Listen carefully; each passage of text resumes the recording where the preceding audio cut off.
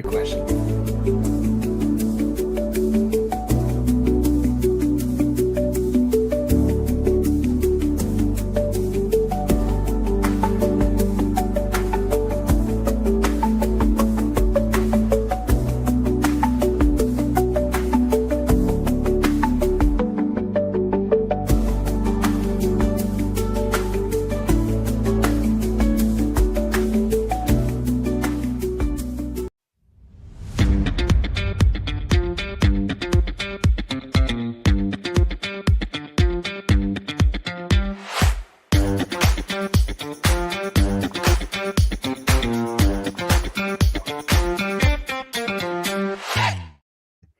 Hello and welcome to Center Ice Cardcast, your one-stop podcast shop for all things hockey cards. My name is Eric Andrews, also known in the hobby as Hammerhawks. I'm joined by my co-host and fellow hobbyist, Aaron Goldstein, better known as Crease Collector. So it's definitely been a little while since our last episode.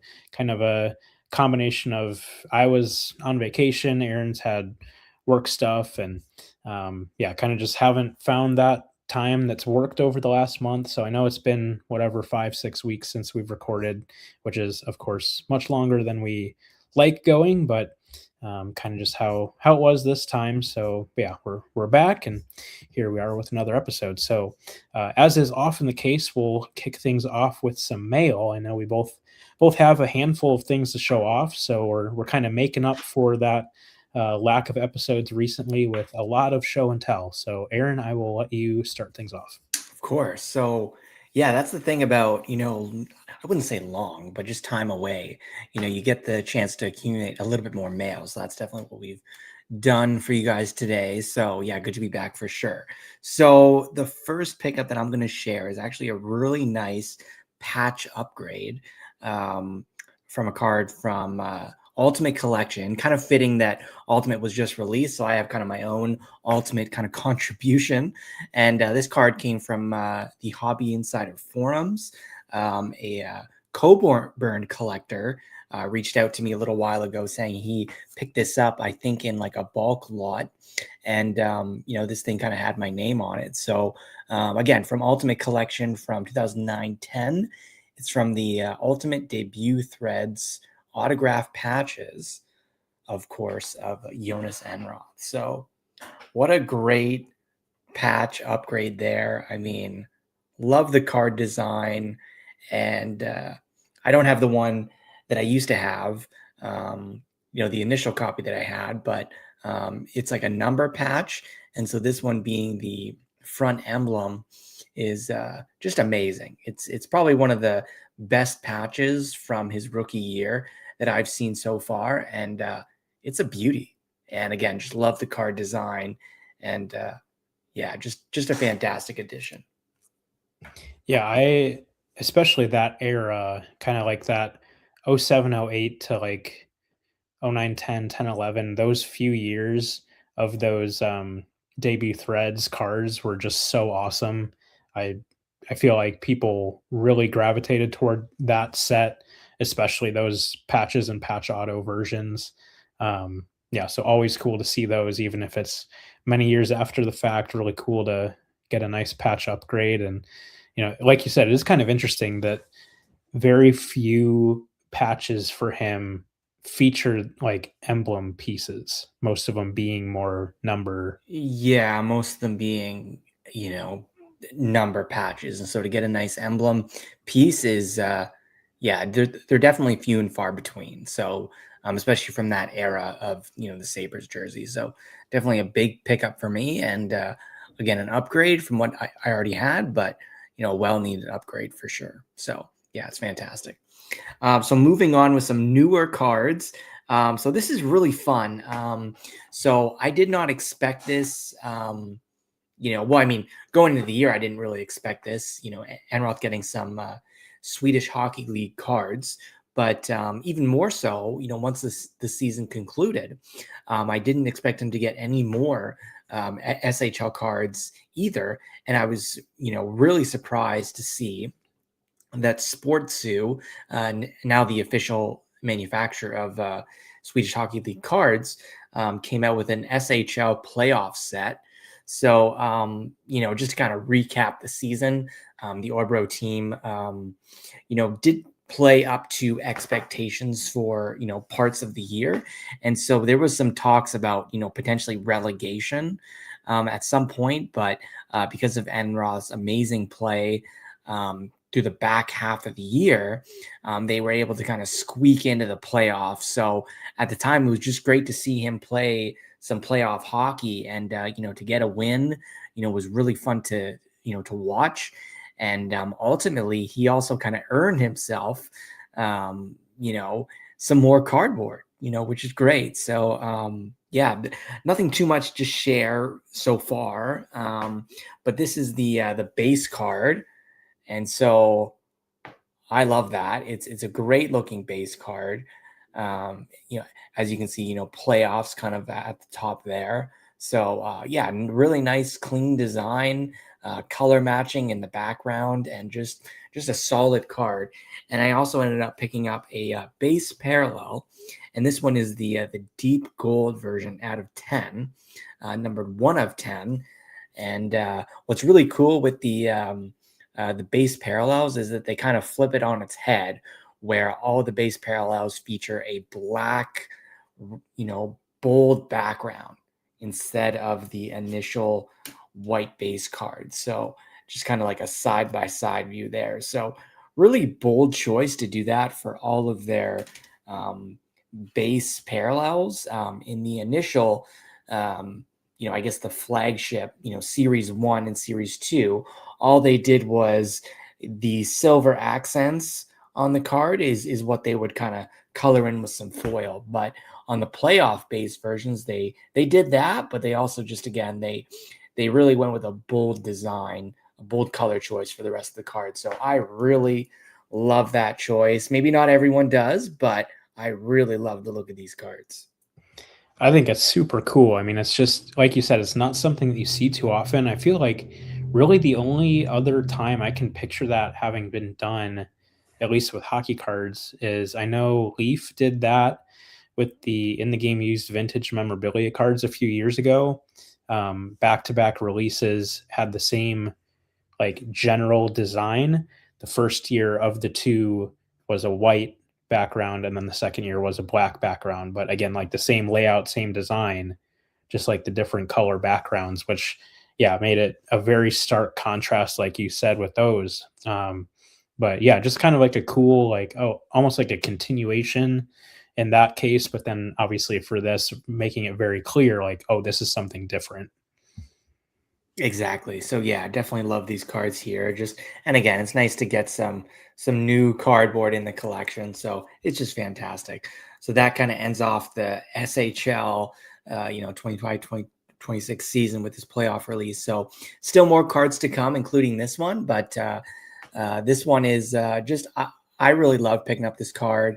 And the first chance I had to get one, I jumped at it. You guys know my history with gold scripts, and so I just had to go for this one. So this is from the Stars of the Season set.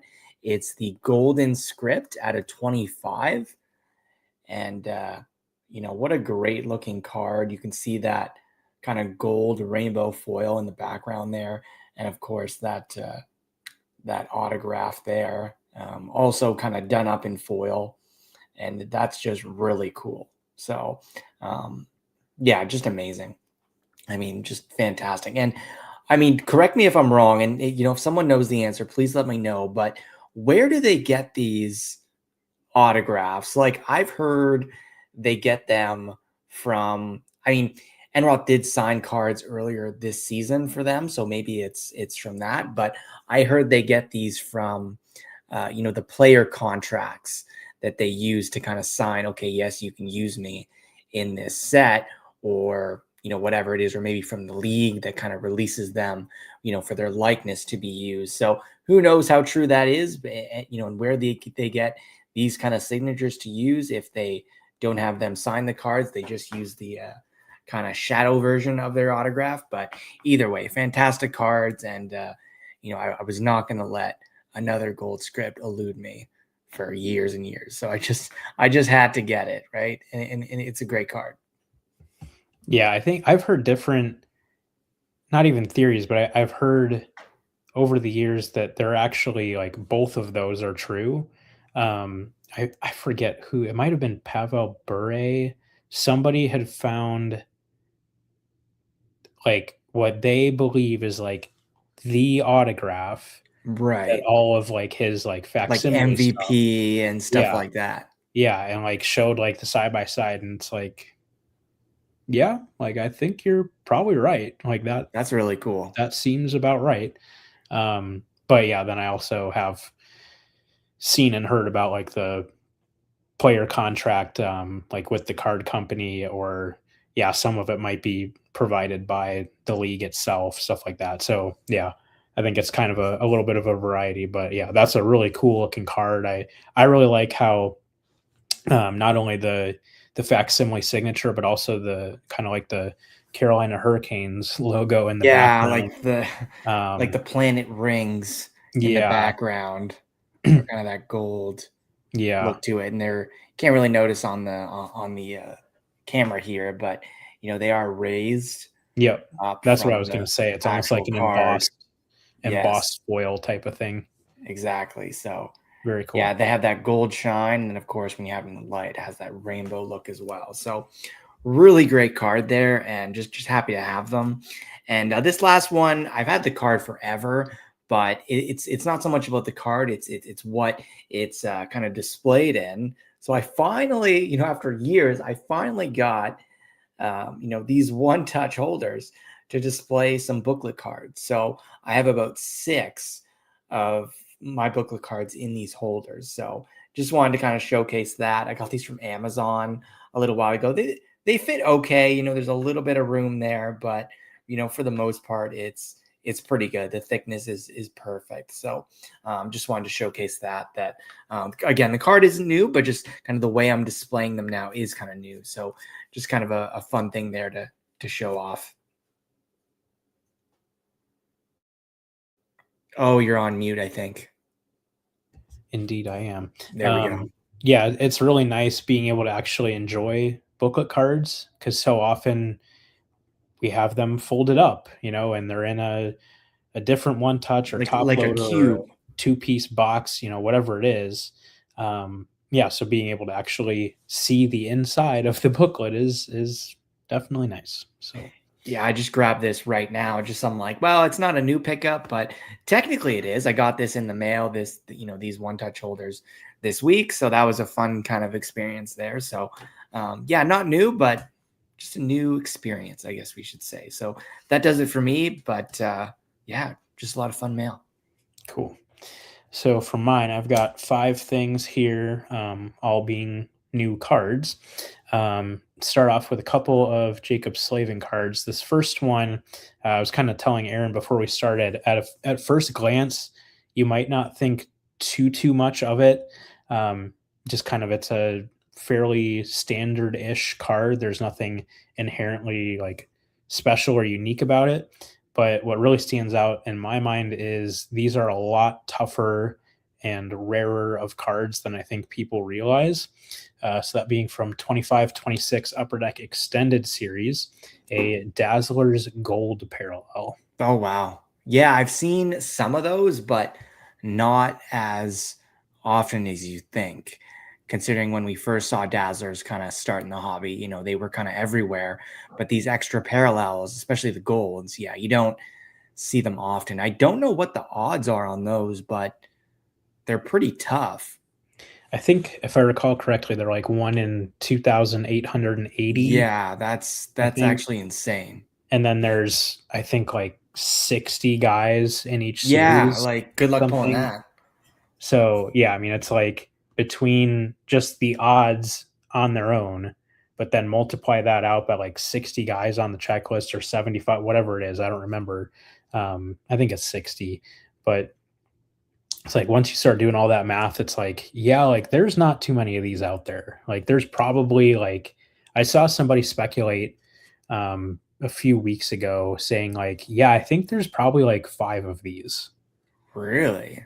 So I don't know about that, but it Wow. probably isn't too much more than that. Like Even maybe if it's like 5 to 5, 10. 10, maybe let's just say Yeah, 15, that's yeah. still really impressive, of course. I mean, Yeah, what a card. Yeah, and obviously just a very visually Oh, appealing yeah. card as well. So, It's fantastic. yep, I can't love go that. wrong there. So, but yeah, given how tough those are, it was nice to cross that one off the list. Have you Uh, seen one of them before and maybe lost out on it? I think I Or had was this the first seen. one you saw? I think I've seen one other that I think was. I don't know if it sold or was just a listing or something, but it was very high. Like it was like $100+, and it's like, Right. Yeah. eh, Not really. No thanks. yeah. But this one was far more reasonable. So yeah, it definitely felt good to get that one taken care of. This next one is kind of has a funny backstory. So I'll show the card first and then share a little bit more about that story. But this one's also from 2526 from SP Game Used, the green autograph 1 of 1. Oh, wow. What a great card. Jeez. I showed up last, or no, was it? Maybe not the last podcast, but maybe the one before that. The Sorrow's True Base, Mm, where SB Game Use has that just shine to it.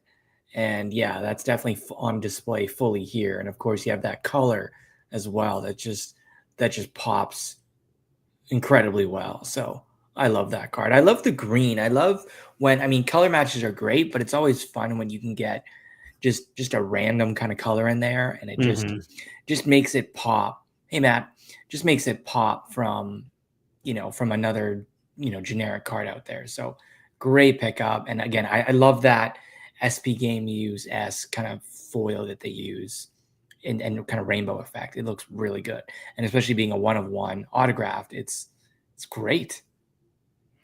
Yeah. So then the backstory behind it. This card had originally sold on eBay probably like maybe 3 months ago or so, something like that. Not too long ago.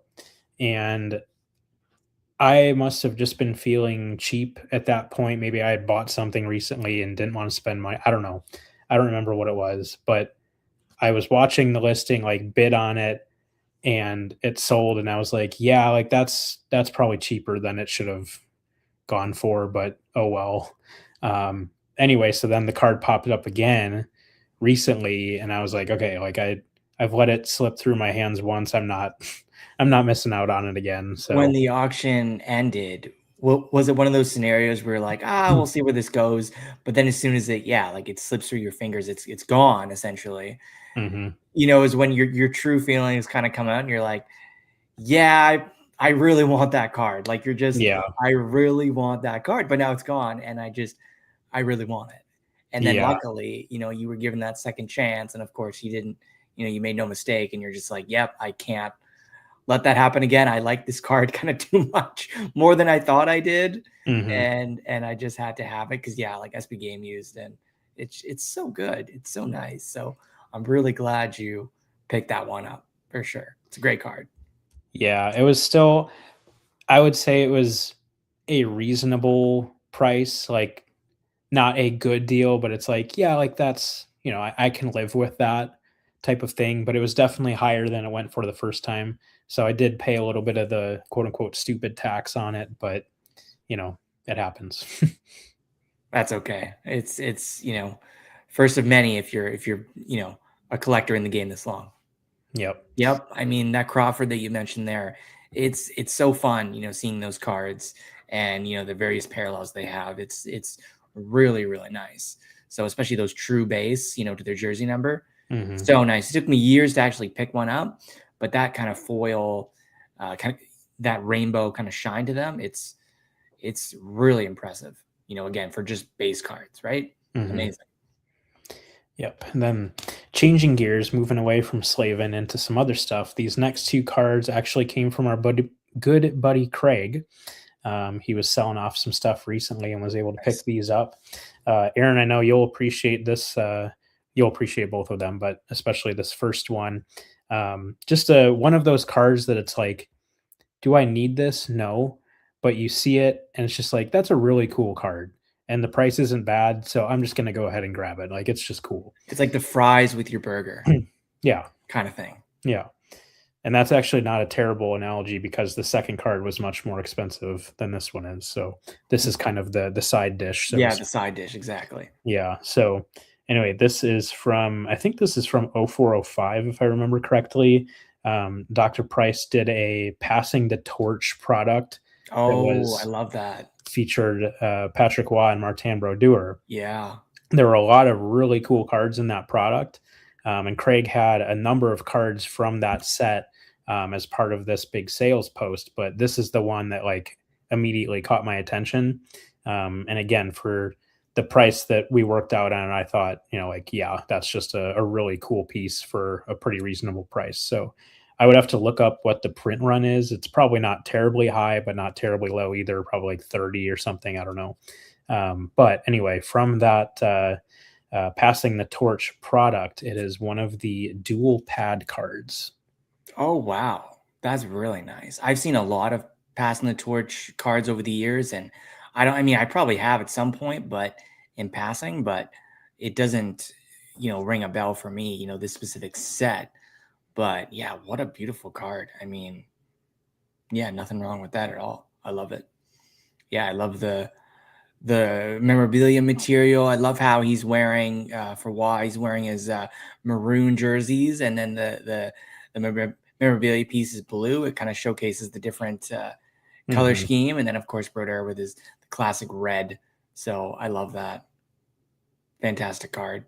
Yeah, definitely a cool Vertical little pickup card. design, which is Yeah. a plus for some people too, especially on a dual.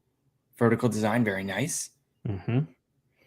Yeah. So just a cool kind of random pickup, but hard to go wrong with something like that. So, and then I don't know if it was last episode or a few episodes ago. I don't know, but we had kind of been talking about over the last few months, Aaron and I just privately talking about when I used to collect Kari Lettinen stuff. And that kind of, I had already kind of picked up a nice card before we even talked about that. But then that conversation and that picking up that card kind of made me be like, yeah, like I really enjoyed picking up cool stuff of him. So yeah, then the second card from Craig, again, like even if you just saw this card and you don't have any tie to Lettinen at all, you'd probably see it and be like, yeah, that's a cool card. I kind of want that.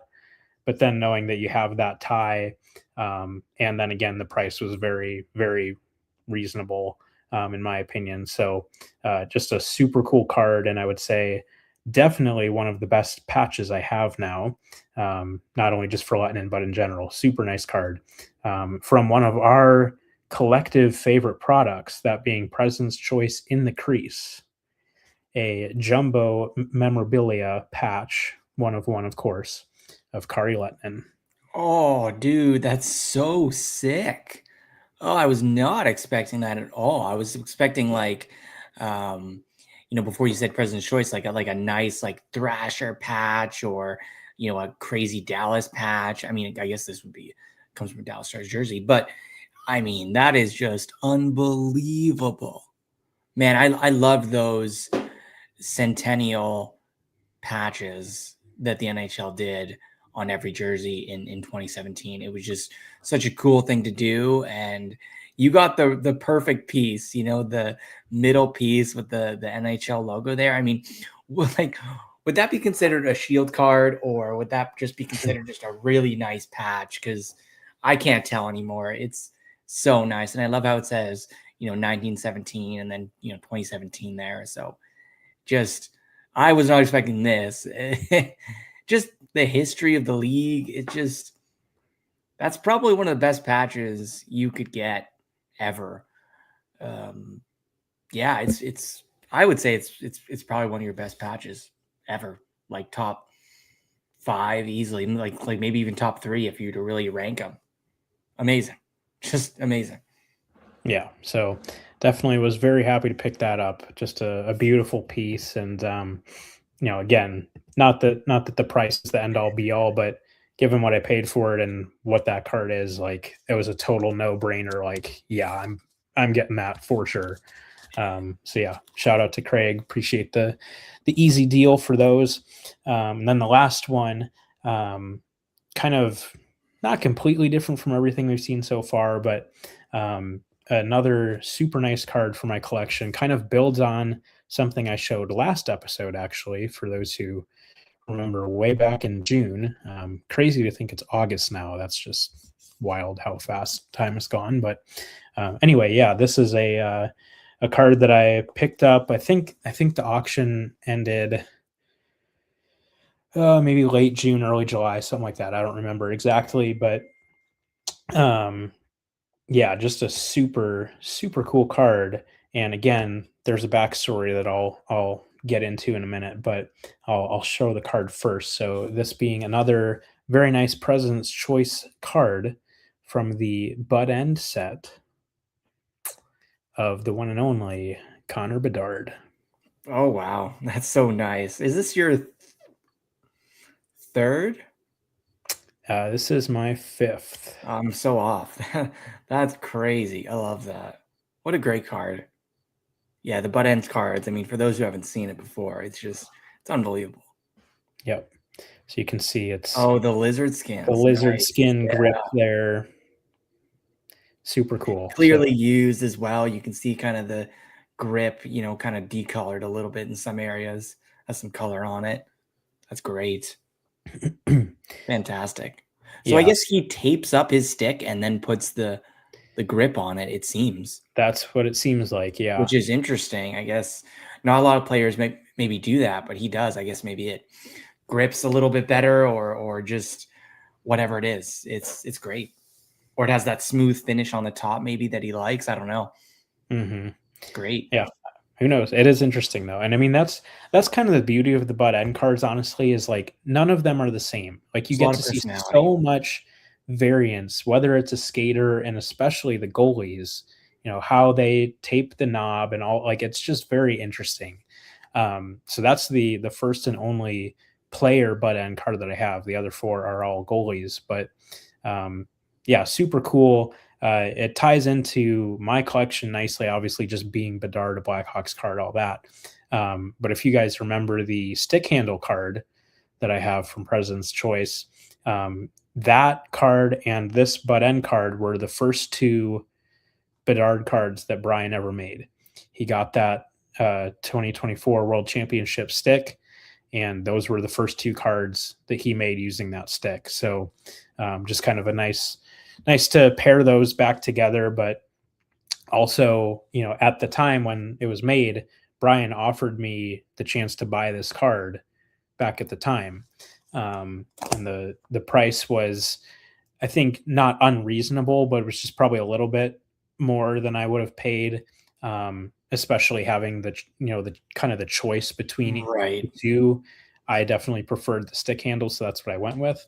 Yeah, then like I said, this card ended up being in a Slab Sharks auction probably a month or so ago, and yeah, was able to get it for a lot less than the original price tag was, which is of course a very nice bonus. So amazing. Yeah, definitely really cool to have that card in the collection, a year and a half after it was first offered to me. So yeah, that is my mail. Amazing. And going back to the Letton card too, just one detail that I thought of is I love how it's the silver jumbo memorabilia. Silver background as well. They had gold, silver, and I think red. Correct. In that product release. So yeah, just amazing. Yeah. So I love that. I had the same thought about that as well. Just like no matter what color, it would be great. Yeah. But being the silver one, it's like, yeah, like that, the whole card just matches perfectly. And then the picture of Letton, of course, it's green and it just pops a little bit, and it's just great. The player pops and then the memorabilia kind of blends into the rest of the card, which is fantastic. So what a great patch there. And of course the Bedard ending it off is great. I'm really glad that it came full circle and you were able to eventually acquire the card regardless. So yeah, great way to end the mail segment for sure. Yes, absolutely. So with that, we'll turn to kind of like one of the main segments for the show, I guess. We do this every now and then, but it's probably not as often as we should do it. But just talking about some notable hobby news that's happened lately and sharing some of our thoughts with it. whether that be hockey or not. So we'll actually start off with something that is very much not hockey. I'm sure, unless you guys are living under rocks, which maybe some of you are, I don't know. But, probably most of you are aware that there is an Honest Wagner rookie card up for auction right now that has gained a lot of attention over the last few weeks, last month, kind of leading up to its availability in this online auction. Kind of what some people are calling like the Frankenstein Wagner, because it is actually a restored copy of the card. Essentially, what the person did. I don't know. Do you know it's owned by Keith Olbermann? I don't know if he's the one who commissioned the work to be done or if it was done previously. I don't know. I haven't gone. I think he was like, there's a Okay. small write-up of, on Love of the Game auctions, where it's currently up for sale. There is when you look at the auction, there's like a couple links that you can that you can click on, and it kind of gives you the backstory on tobacco cards. It gives you a backstory on this Wagner specifically, and it gives you kind of backstory on Keith's kind of how he eventually, I guess, acquired this card through, I guess, the restoration process. We don't have all the answers, of course, but it gives you kind of a quick overview of this card. And then, of course, you can go to the auction and see the card, and I believe it's on display at the National as well. Correct. Which is really cool if you're around that area to see it in person. For the past little while, it was there too, which I thought was interesting. So, yeah, this card, like Eric mentioned, it's gained a lot of attention, and we just wanted to kind of talk about it. I mean, obviously, it's a historic piece of cardboard, just in general. The Honest Wagner is just in general very iconic. The T206 one, and this one is no different. But again, it has that Frankenstein twist where it was restored from one or two other T206 cards, along with the die cut Wagner, which was what like if you go on the website, guys, you'll see the original die cut Wagner as well of this card. I guess a kid cut out his head and had it like that. And so this was, that was the original state, and eventually it was kind of rebuilt, using like 3 different cards or something like that. And it's unrecognizable. Like, you can't tell that it was restored from just this kind of wrinkly cut out card. It's really crazy what work was done. But I guess the interesting thing is, and I guess Eric, I'll let you kind of talk about this more if you want, but for me, the interesting thing is about this card is that what kind of precedent this card of this magnitude kind of, what precedent this sets for people wanting to restore cardboard in order for it to sell for a lot of money. I mean, this practice isn't new by any means, but this kind of gives it a little bit more legs than it previously did, especially since this is so out in the open, so public. And in my opinion, they're not really pulling any punches. Like they explain, like, this is a restored card. This is the original, and this is the restored version. So they're not trying to be, pull a fast one or be deceptive in any way. So I don't think it's not that, but I think unfortunately this might lead to more deceptive cases of people, making this, I guess, more legitimizing it, which I think could be potentially an issue. Again, I'm not playing in this space, this vintage card space, but if I was, I'd be a little bit concerned if you're a collector that appreciates the more, I'm not going to say authentic, because this is authentic in a way, but the, I guess, untouched authenticity of certain cards, of leaving it in their initial form, no matter how beat up it is, right? And we've seen card, doctoring or trimming and stuff like that. I mean, there's so many things you can do to cards nowadays, but I mean, we've seen this topic before, but this, I think, again, breathes so much new life into it, for better or for worse. I mean, depending on which side you fall on. So, again, I don't play in that space, but, you know, just visually, like I really like the look of this card. Like, I'm not going to touch on the should you or shouldn't you do this, but the restoration work on this card, if you saw the original, is just fantastic. And I think, like, no matter what side of the fence you fall on, I think, at least for me, just my personal opinion, just like the respect that goes into like what they did to this card to get it to this form is just unbelievable. In that regard, is very impressive. Like, I didn't even know you could do this to a card. Like, it's unrecognizable how clean this looks. And that, to me, was the first thing that I thought of when I saw this card. And sorry if I'm kind of long-winded here, but I'll let Eric kind of share his thoughts of when he saw the card. But for me, as soon as I kind of heard of this story and saw the original and then saw this card, to me, the restoration work, it was just like, wow, like I had no clue this was possible. Like, mad respect for doing that. And then it kind of went into the thoughts of, okay, what's this card going to sell for? It's kind of, gonna, bring new life into card restoration, I think, for considering the high profile, visibility that this card's going to get. And of course the dollar value, which currently sits at 962,000 US dollars. So, which is crazy to me. So I'll let Eric take the reins now, but it's just an incredible card for better or for worse, depending on what side you fall on. But yeah. Yeah, and I'm sure the price will go up quite a bit from where it's at now. 7 days left, so I agree. Yeah, and it really is remarkable. The one thing, and I know a lot of people, to your point too, about like how forthcoming the whole thing has been, like this is what it is. Like we're not trying to I like that. hide anything. I Yeah, like they did that. that has to be part of this. But as part of that process too, um, and kind of the beauty of it too, in my opinion, is anyone who maybe is not a baseball collector or a casual collector, whatever, you look at it, you see it, and you don't think anything of it in the sense that like it looks right, like it just like seeing it looks right.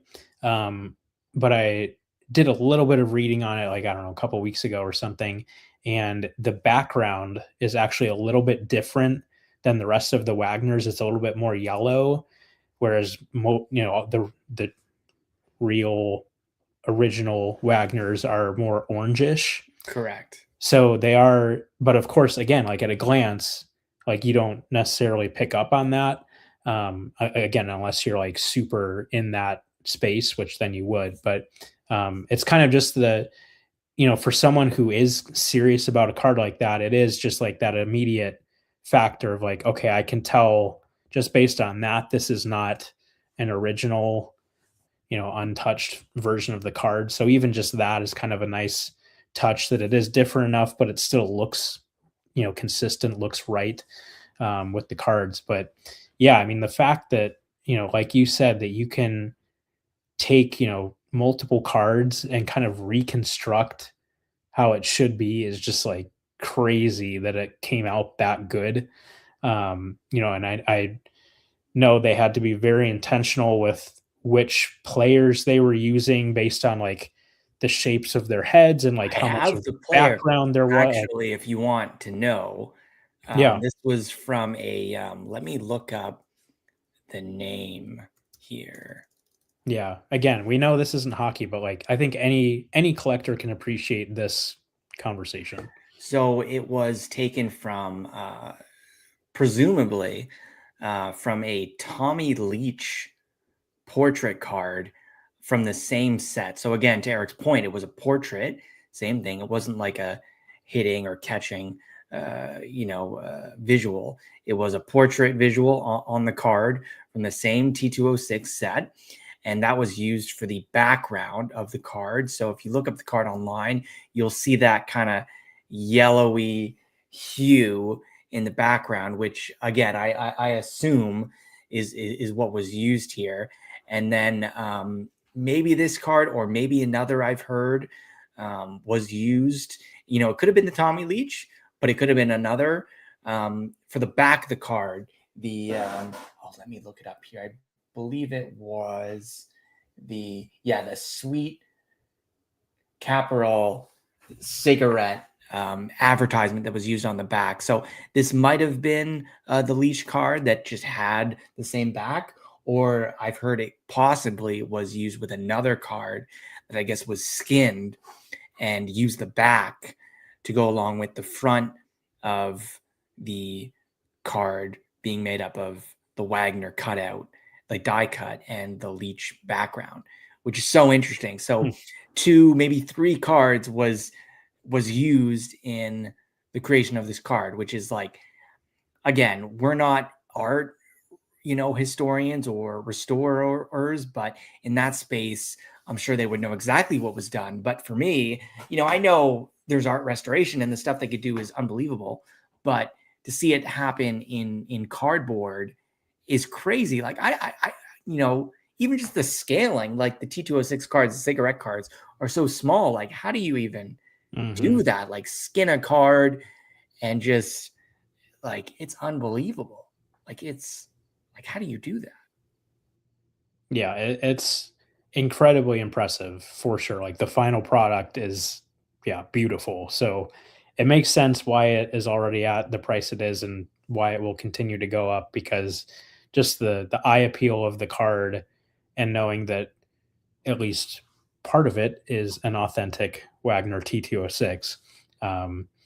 Yeah, I mean and obviously that card is, the sports card, so it's Well, there got was the Otani that sold for, what was it, 10 or 11 million dollars. true. So that, like is that the most expensive sport card ever now? Like, I'd Might have to look it up, but it's up there. That's sold. Yeah, it might It's be. sold. Yeah, I don't Because I know. know the Wagner obviously took, that crown for many years, and then would kind of regain its crown every time it was sold. The Gretzky Wagner is what I'm referring to. But Mhm, yeah, it's crazy how much these high profile cards go for. But what was your thought on, I think we can agree that the card itself looks great, mhm. what it was turned into. But what was your first reaction when you heard of this Wagner card? You must have thought, okay, another Wagner for sale. Okay, that's fine. They happen now and again. I think a full authentic Wagner just sold or is still in the process of selling as well alongside this card. Um, Hmm. but what was your first reaction when you found out, the kind of the story of this Wagner, and you started to kind of look into it yourself and see the card and see the differences and kind of, start to kind of realize what happened to this card? Like, what was your first reaction?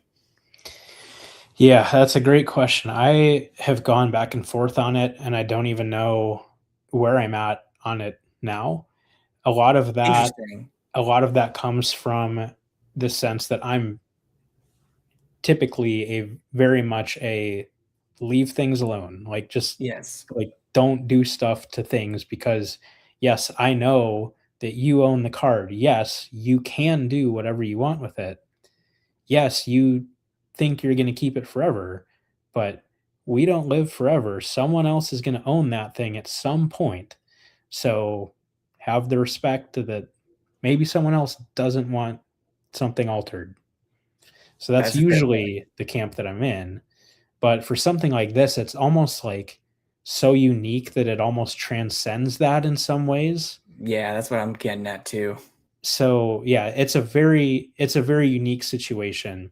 And I don't know, like, I don't know that there's a right or wrong.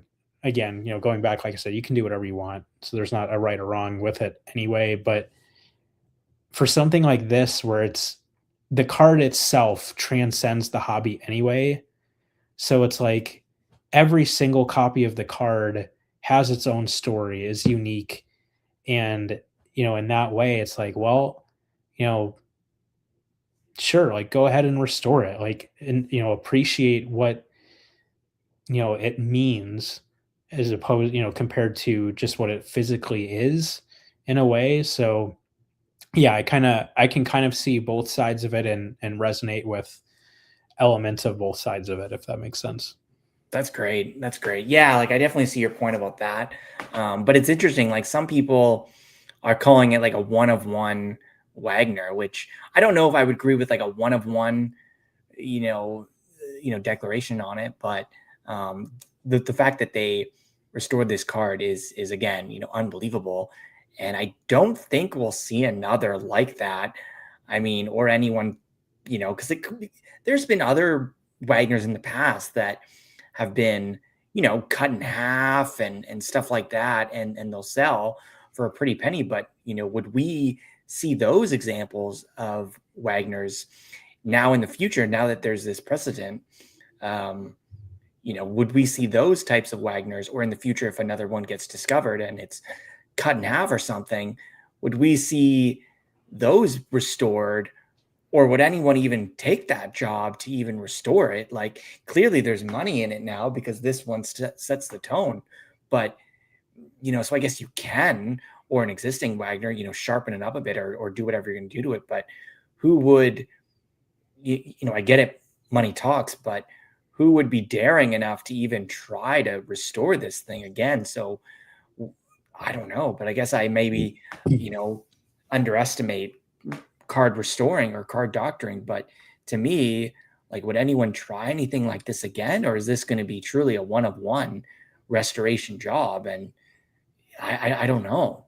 Mm-hmm. It's so interesting, right? So yeah, it's a great card. And I know we got to move on and talk about another big card that surfaced this week, but it's just a really cool story, and I'm just so interested to see how much it sells for.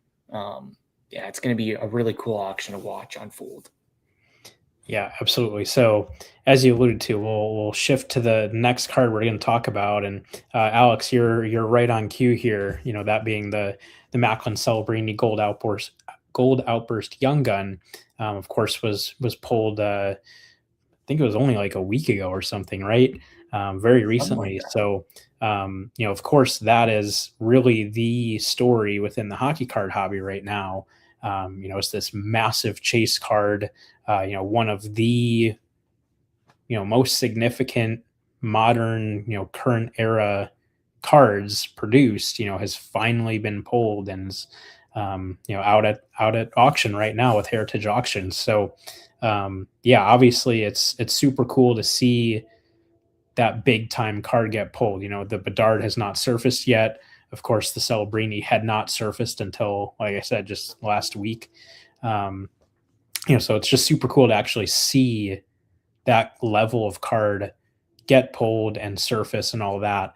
And, in my mind, the thing that immediately stands out about this one is it's so refreshing to have a card like this be pulled by an individual collector who just Oh brought it off man, to the shop. you stole my first point. Well, first I think it's Golden who's selling off the card. Oh, is it golden? Yeah, you're Yeah, right. it's You're right. Golden. Yep. You're right. Just wanted to make people aware in case they're searching for the card. But Yep. that was you stole my point, because I was going to say, how awesome is it that a regular Joe pulled this card? I saw the video of him being like, "Oh man, like I see gold outburst. It's a shark like this." Like that is so amazing, and I appreciate that so much more than a breaker kind of hyping up their 100th card of the day, and or of course the product they buy. Of course, it would end up with a breaker, and I don't want to get into some people say like, oh, conspiracy theories or whatever it is, but I don't think there's any of that. But again, like I agree, it's so refreshing to see a regular person pull this incredible life-changing card. Like it's life-changing. Like people are saying it could sell for like $1 million or over $1 million. I put it in at 750 plus. Like that's kind of my range. But I mean, I hope it hits 1 million. I mean, that would be incredible. And good for the collector who pulled it. I mean, like this whole week, since I've heard of this card being pulled, I've just thought about, man, like what would that feeling be like pulling a card like that? And apparently he sent it like through like regular mail. to golden, just regular schmegular. I mean, maybe not regular mail. There was probably some, tracking, or maybe it was couriered or something. But yeah, apparently he just sent it in the mail. I don't know how true that is, but that would be insane. If I pulled a card like that, I would fly right to their doorstep. I would have it taped to my body, just, with like a vest on top, just to make sure that nothing happened to it. But this guy just sent it through the mail. So I'm really glad. Apparently it was pulled months ago, but the video surfaced this week. So that's what I learned. Again, I'm not a source. Like, I'm not telling you what I know, I'm telling you what I heard. But yeah, great card regardless. And again, it's up for sale on Golden right now. So currently with the buyer premium, it's at $270,000, and I believe that's US dollars for those in Canada. So it's crazy, life-changing money. And yeah, that's my first thought too. Just a regular guy pulled it. So good for them. I mean, and I'm sitting around collecting Enroth cards, but good for them, right? It's incredible. So I love seeing cards like that.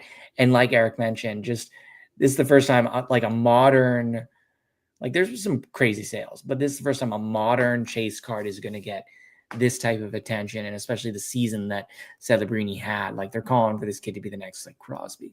I mean, I don't know if we'll see another Crosby, but Crosby-esque in a way. And honestly, the way he played this year and seeing him at the Olympics, just the guy is just on another level, similar to what Sid was when he broke into the league. So great card of a great player. So yeah, it's amazing. Yeah, not too much more to say about it. I mean, it's obviously not a polarizing thing or anything like that. So there probably is more to unpack with the Wagner compared to the Celebrini. But yeah, I think it, like, to summarize what we said, like, awesome to see it pulled, awesome to see it pulled by a normal person from a hobby shop. Like, that's just kind of how, again, not there's a right or wrong, but like, that feels like what the hobby should be in a way. So what it used to be, yeah. Just regular people pulling cards. But yeah, I definitely agree. So I don't know if there's much to say on that. I guess we'll probably update it next episode. This thing sells in 14 days. So maybe next episode or the one after that on what these cards sell for. I believe there's a week left in the Wagner too. So yeah, I'm sure we'll update you guys on the final selling prices, but it's going to be wild to see these auctions unfold and what these cards end up selling for. Historic either way, right? But yeah, we just wanted to highlight these two cards. I mean, Eric mentioned we don't do this often, but once these historic cards come up for sale, we like to talk about them, especially the Wagner with the interesting backstory that one had. So we just thought it'd be a fun thing to do. And now I think we're going to break some OPC Platinum from Upper Deck, which is we're always thrilled when they send us stuff. Yeah, absolutely. Let's do it. So yeah, we've had this box sitting around for a little while at this point, but like Aaron said, again, shout out to Upper Deck. We always appreciate whatever product is sent our way so that we can highlight it for you guys and kind of show you what to expect from the product. So of course, OPC Platinum is one of the kind of most look forward to products every year. It's the premium chromium product that they do, and obviously the parallels are what everybody is after. So beautiful cards every year, and this year is of course no different. So it is 12 cards per pack, 12 packs per box. You get 5 serial numbered cards and then 1 autograph. So we will dive on in here. I'm actually, usually I start on one side or the other, but I'm going to start in the middle because I feel like from the videos I've seen, a lot of the numbered cards are on one side or the other. So we'll see if we can kind of save those for the end, so to speak. See how I do in that regard. We'll see. I don't know. We'll just see as we go. So we've got on cue, we've got a base card of Macklin Celebrini, probably worth a few bucks, maybe. I don't know. We'll see. I won't show everything. There's generally, I think, 6 base cards per pack, 3 rookies, and then 3 parallels or inserts. So rookies, we got Jonathan Aspero, Dalibor Dvorsky, and Axel Sandin Pelika. We got, this is a very nice looking card, a pink magma parallel of Yegor Sharangovich. So again, like not rare, not worth much, but like just a Great beautiful looking card. card. Yeah, like fantastic looking card. So that's the beauty of OPC Platinum is the parallels just look awesome. Got a retro of Owen Power. And we have a Path to Victory insert of Ivan Demidov, if I can get it there. So, of course, a good name that you're looking for. And base. So, yeah, so it does seem so far like maybe the middle might not have too much going on, but that's okay. It'll build some suspense for later on. Let's see here.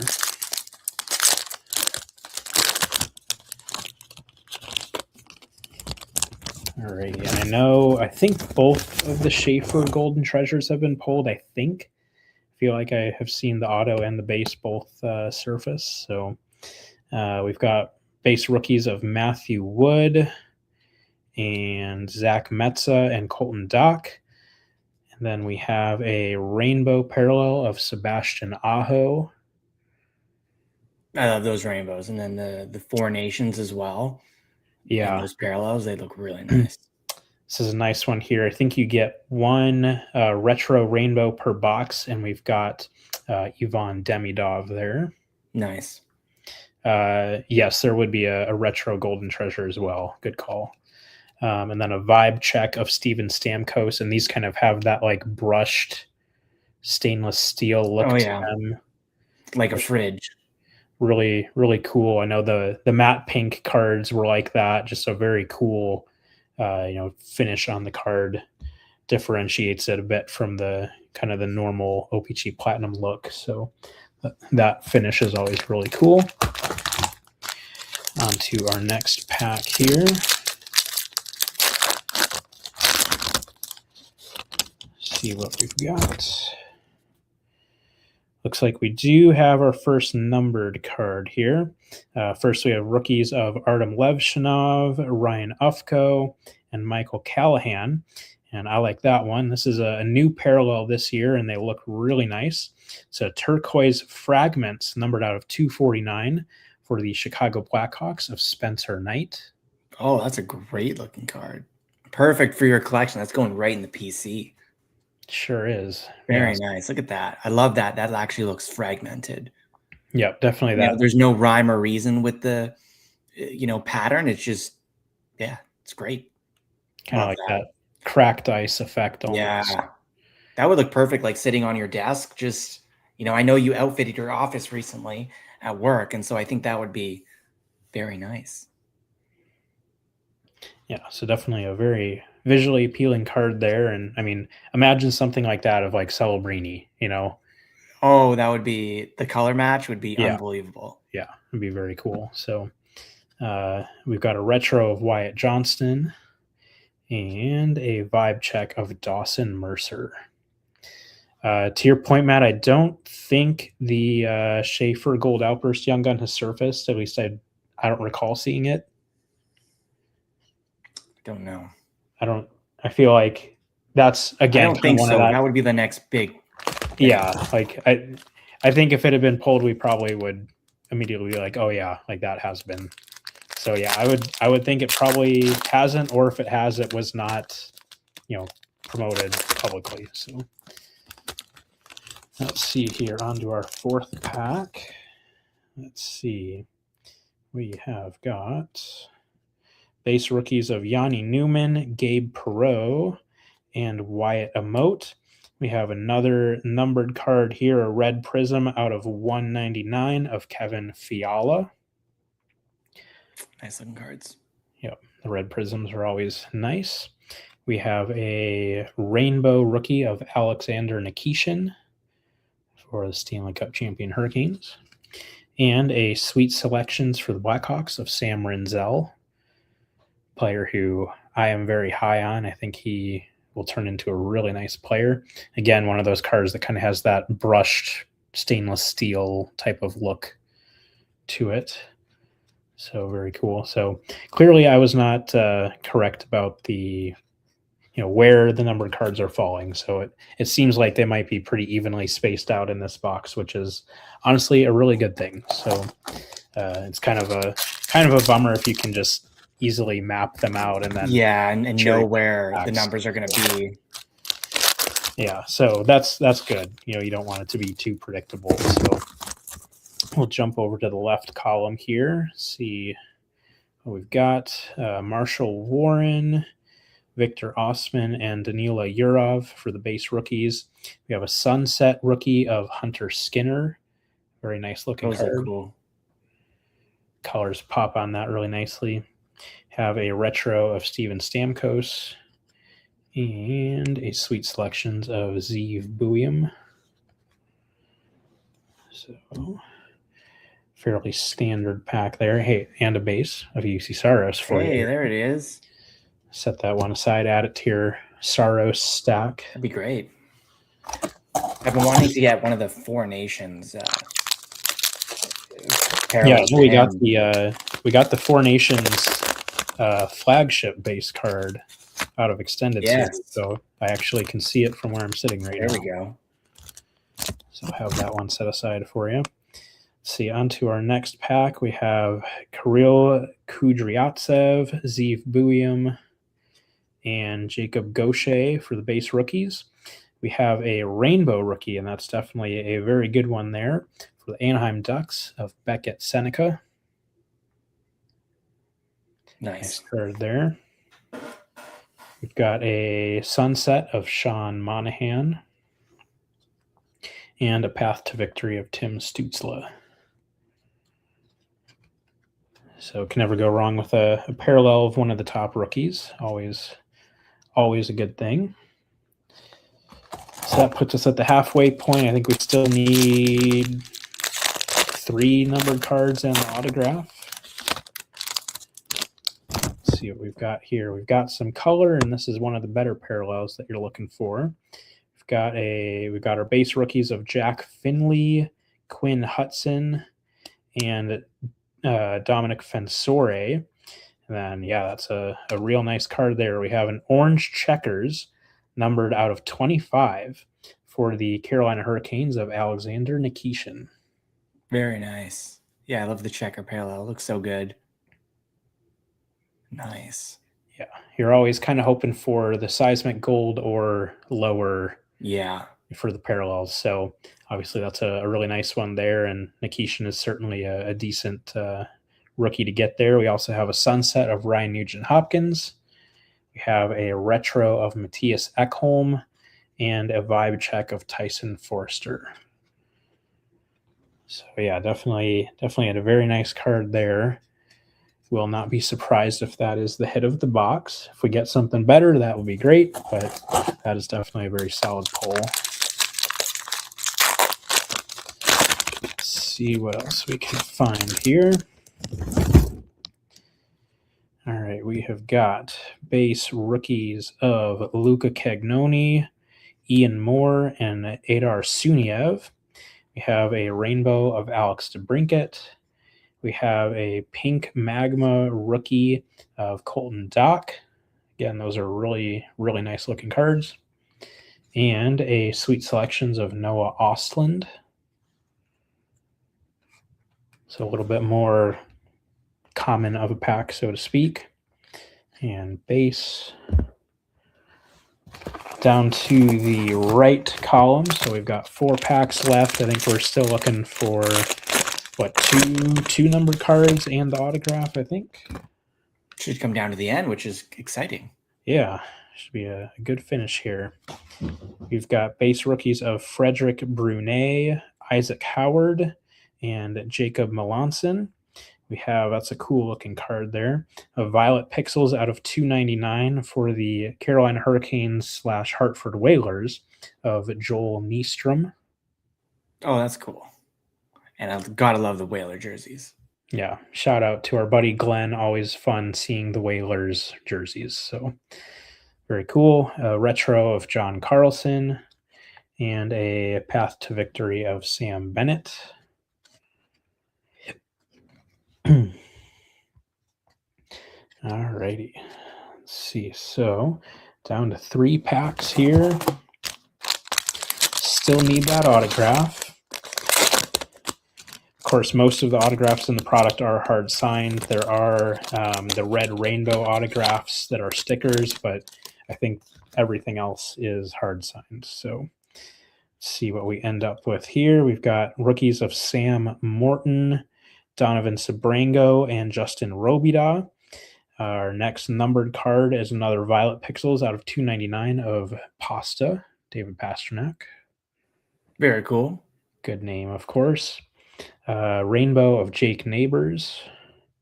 And a vibe check of Jack Eichel. All right. Coming down to it here, 2 packs to go. Still looking for the autograph. I say it's going to be in the last pack. That's my guess. We shall see. If I see it in this one, I'll set it aside. Fair enough. All righty. Let's see here. We have got base rookies of Parker Ford, John Fernacci, and Dylan Duke. And it is not the autograph. We have another Violet Pixels, number out 299 of Michael Brandseg-Nygaard. Okay. For the Red Wings. As well as a retro of Ryan McDonough and a sweet selections of Jimmy Snuggerud. So, yep, as Aaron correctly predicted, the autograph will be in this final pack here. Should be, hopefully. Yeah, assuming the we hope will all work out how they are supposed to. Let's see here. Alrighty, our 12th slow rolling final pack. Drum roll, please. We have got base rookies of Ethan Frank, Tom Willander, and Dmitry Shimashev. And we do have our autograph. I'll come back to it. We have a rainbow of Tage Thompson. We have a vibe check, a good one there, of Connor McDavid. Nice. And then I am personally a very big fan of this card. So it's definitely one that I will hang on to, I think. But it is a rookie autograph, just a base one. No, not a parallel or anything, just a base. But for the Chicago Blackhawks of Artem Levshinov. Oh, nice. Okay. There we go. Great pickup for your collection. Absolutely. Very nice. So definitely, one of Blackhawk, that's great. For your PC? That's right. Yeah. Perfect. Got to keep those. Absolutely. So, I think that's a pretty good look at Platinum. A nice rookie autograph, a nice orange checkers parallel, and a few other really nice looking cards. So, I feel like that's a pretty accurate look at what you can expect from a box of Platinum. So, always a very fun product. It is always one of the most visually appealing products every single year. Definitely. The cards, just even the base cards, like they so just nice. Look and feel really nice. So, yep. Obviously you're paying up a bit for a box, but again, the quality kind of speaks for itself. It is a very nice product. So, always fun to open a really cool product like Platinum. So, cool for sure. And then as we wrap up, I'll do a little bit of a shameless plug in some ways here. Some of you might have seen this on social media, but I will be doing a group break. Oh, true. Yes. For a box of 2304 Topps Pristine, which good luck finding another box of this, by the way. This one last time. This is the last one I have. So this is it. If you want in on it, this is your last chance. So, beautiful cards. There could be Fleury in there. There's so many names in there. That's the beauty of it. I mean, yes, you have the big name rookies with Fleury and Bergeron. Like, that speaks for itself. You get a refractor or a gold refractor of those guys, and that's huge money. But even beyond that, the beauty of the product is get rid of the rookie chase entirely, and there is still so much good stuff in the product. You get a numbered refractor in every single pack. You get a memorabilia card in every single pack. You get at least one autograph in every box, and you get a gold refractor in every box. They don't make So them like that anymore. they don't. Yeah, That's they do great. not make them like this anymore. That is for sure. I love that we did this. I forget when it was, but when we did this last time, people kind of jumped in on the break. And, we don't normally do breaks. We're not that type of podcast, but, group breaks or anything like that. But, the last time we did it, I think it was a box or two. And it was so fun, and people really loved it. And we got some really cool cards out of it. So I'm excited to open this. I'm sure you are. And I think there's, correct me if I'm wrong, but I think there's 13 spots taken so far. We're up to 14. 14 now. Someone grabbed another one. I forget if it was last night or this morning, but yeah. So I mean, we're pretty much halfway. So the details of it, of course, that's an important part of this whole conversation. It'll be $35 US for a spot. There will be 30 spots in the break. It is a team random. So what that means, if you don't know, you buy a spot, and then before the break, all of the teams will get randomized among the people participating. So it's pretty straightforward in that regard, where you're not figuring out what a certain team costs or anything. It's just this is your entry point, and then the teams all get shuffled up and you get assigned your teams. I will allow for trading of teams before the break starts. I know that has happened in the past. This will be, I think, the third box of this that I've done in group break. So but it's just a great way to get to experience a product like this. I mean, like Aaron said, they don't make them like this anymore. And it's just a very unique product in its own right. Just the configuration of the product, they do it in what's called a tri-pack. So essentially there are 5 tri-packs per box. What that means, you pull a pack out, it has the refractor card, which is slabbed. So it's got the slab refractor card, and then another pack inside the first pack. Inside the second pack, like Inception, then it just kind of keeps building and building. Like there's pack within a pack, base cards, the memorabilia, so that's kind of how it works. If you want to see it, how it actually opens and stuff, I think it's episode 58, if I remember correctly, was one of the group breaks we did of the product. So it will work exactly the same, like to a T, how everything goes. Like that is how this break will work. Again, 35 US per spot. That includes shipping. That's all in everything. So, it is a phenomenal opportunity to experience what, in my opinion, is the best and prettiest mainstream hockey product ever produced. Every single card in the product, even the base cards, stunningly gorgeous cards. That's another thing. All of the base cards included in the break.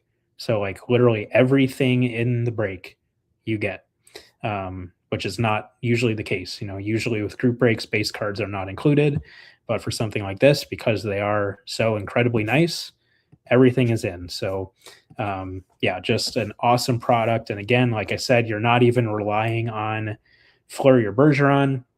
You have, with all the refractors and the gold refractor, you've got all of the veteran cards on the checklist. So you've got Mario Lemieux and Jaromir Jagr and Martin Brodeur and Sakic and Forsberg and I mean, all of the guys from that era are in this product. So there's so many opportunities to get a really, really nice card, whether you get that Pittsburgh or Boston or whether you get a lesser team. And I think it was the first group break we did.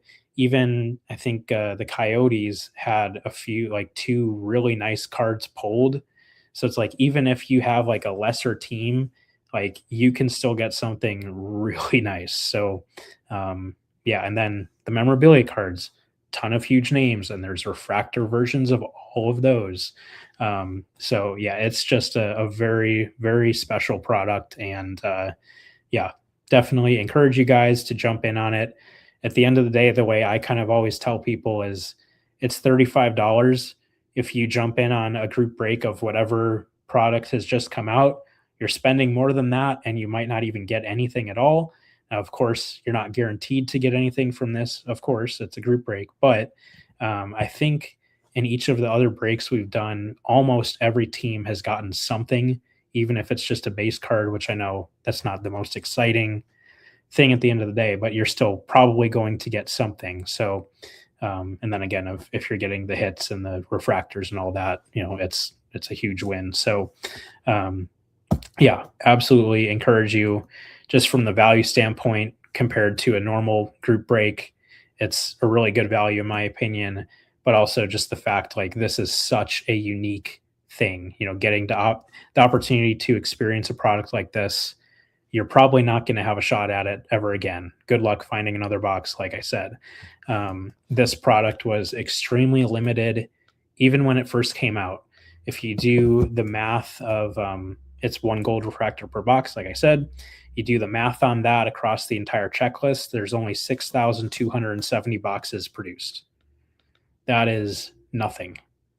Like, that is nothing compared to most products. You think of flagship, there are probably,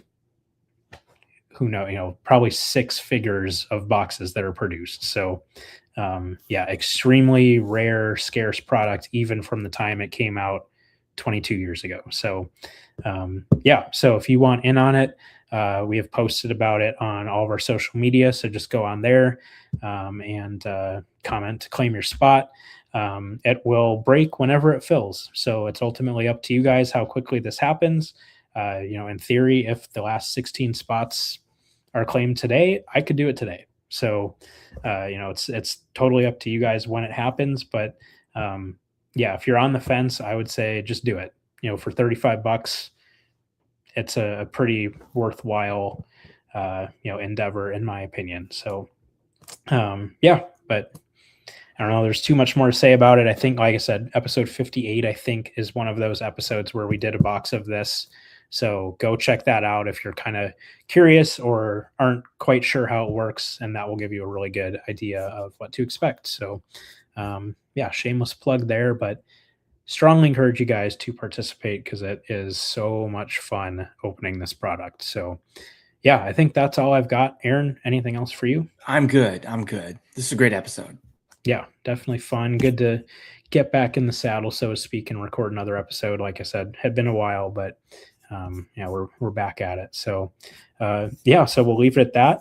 And as always, please be sure to follow us on social media. We can be found on Facebook, Instagram, and YouTube at Sunrise Cardcast, and on Twitter at Sunrise CC. Please also be sure to subscribe to the show on your podcast platform of choice to make sure you never miss a future episode. Till next time on Sunrise Cardcast, keep collecting those hockey cards.